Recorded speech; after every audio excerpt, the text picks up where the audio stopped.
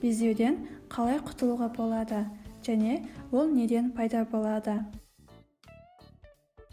Бірінші себеп, сіз өз теріңізге күтім жасамайсыз, яғни күнде макияж жасау, өз теріңізге сай келмейтін кремдерді қолдану және бетіңізді дұрыс жумау.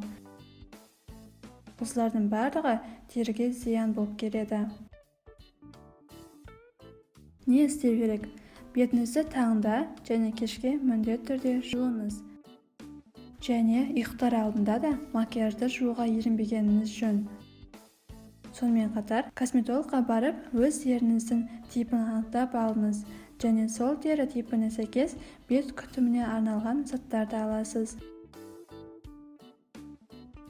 Екінші себеп, сұқ саусақты бет терісіне тигізу.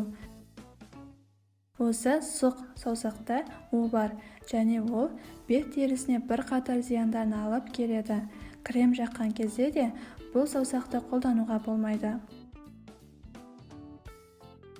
Үшінші себеп, майлы тағамдарды көп жеу. Фастфуд, майы көп тамақтар бетке жиі мәселелерді шақырады.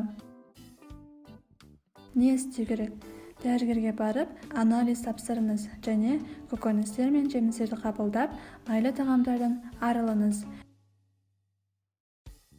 Әсіресе майонез қосылған тағамдардың зияны әлдеқайда жоғары.